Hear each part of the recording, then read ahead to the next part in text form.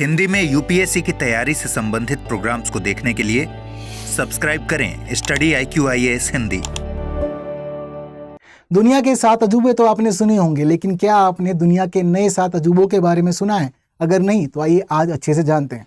दरअसल फिलहाल दुनिया के नए 7 अजूबों में से एक माचू पिचू के ऊपर यह संकट आ गया है कि उसे दुनिया के 7 अजूबों की सूची में से हटाया जाने वाला है। बट क्या है इसका पूरा मामला, आइए अच्छे से जानते समझते हैं।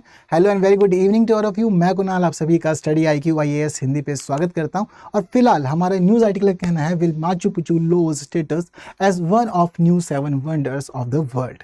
अब क्यों और किस वजह से इसके ऊपर एक खतरा आया है कि इसको दुनिया के नए 7 अजूबों की सूची में से हटाया जाएगा, चीज़ों को समझते हैं। तो दुनिया के नए 7 आश्चर्यों में से एक माचू पिचू पर अपना प्रतिष्ठित खिताब खोने का खतरा आ गया है। और दरअसल इसका जो खोने का खतरा है किताब को, उसमें यह पता चला है कि दरअसल इसको अब से 2 दशक पहले दुनिया के नए 7 अजूबों में से एक के रूप में शामिल किया गया था। इस पूरी प्रक्रिया के लिए एक मतदान किया गया था, मतलब एक लोगों से ओपिनियन मांगा गया था और उस ओपिनियन में माचू पिचू को जीत मिली थी, जिसके बाद इसको दुनिया के नए 7 अजूबों में शामिल किया गया था।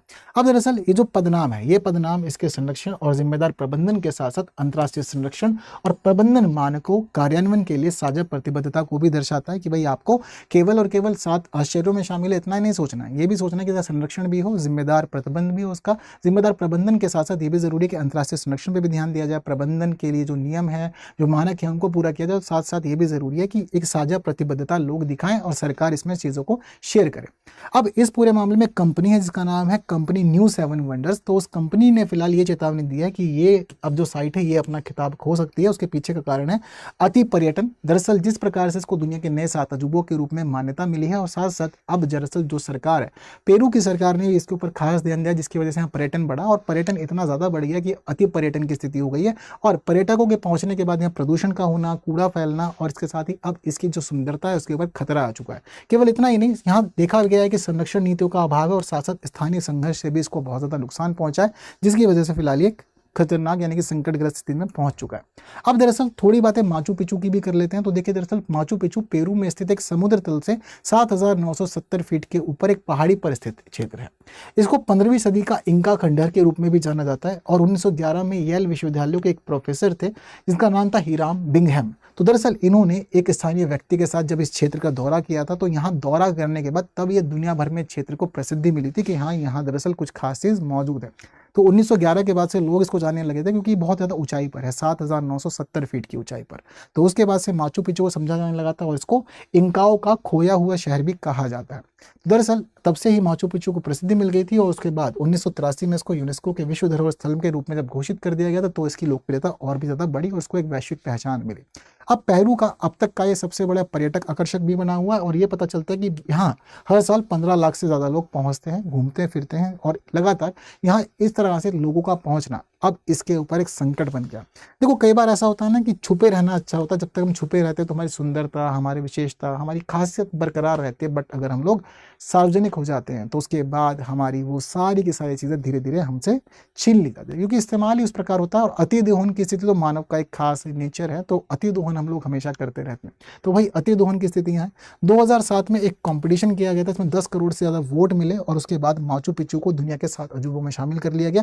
तब से ये दुनिया के 7 अजूबों में शामिल है और लगातार लोकप्रियता इसकी बढ़ती जा रही है, कम नहीं हुई है। और सुंदरता भी काफ़ी ज़्यादा खास है इसकी। देखिए जैसे कि आपको इस तस्वीर में देखने को मिल रहा है, और देखिए ये तस्वीर पूरी माचू पिचू वाली है। ये इंकाओं के खंडर हैं जो खो चुके थे, लेकिन देख के पता चलता है कि क्या खास बस्ती रही होगी, क्या खास स्थान रहा होगा और कितनी बड़ी संख्या के अंदर लोग यहाँ पर एक समय पर रहा करते होंगे, अच्छा खासा जीवन यापन किया करते होंगे। पहाड़ की इतनी ज़्यादा ऊंचाई पर लोगों का पूरा शहर देखने को मिल रहा है। तो बहुत खास है, बहुत सुंदर है और लोगों को इसलिए यहाँ पर आना जाना, घूमना फिरना अच्छा लगता है इस वजह से।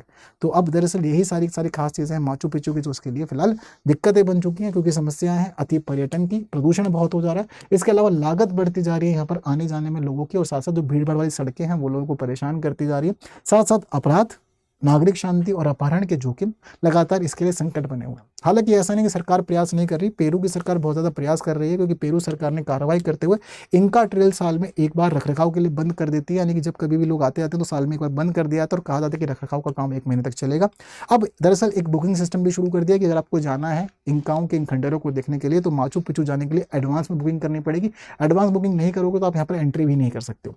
इतना ही नहीं, एक गाइड को केवल 10 लोग ले जाने की अनुमति है, इससे ज़्यादा एक गाइड नहीं ले जा सकता लोगों को। तो गाइड के अकॉर्डिंग ही लोगों को मैनेज किया था ताकि चीज़ें गड़बड़ाए ना हो, नकारात्मक ना हो। इसके साथ ही लोगों को केवल यहाँ 4 घंटे तक घूमने की इजाज़त दी गई है, 4 घंटे के अंदर अंदर आपको वापस आना पड़ेगा। और साथ ही शौचालय और कचरा निपटान के लिए केंद्रीय सुविधा भी यहाँ पर स्थापित की गई है, अलग अलग केंद्र बनाए गए हैं यहाँ पर। तो ये सारे प्रयास किए गए हैं सरकार के द्वारा ताकि इसका जो खिताब है दुनिया के नए 7 अजूबों का बरकरार रहे और ये बच जाए, बट फिर भी अभी तक स्थिति कंट्रोल में नहीं आई है।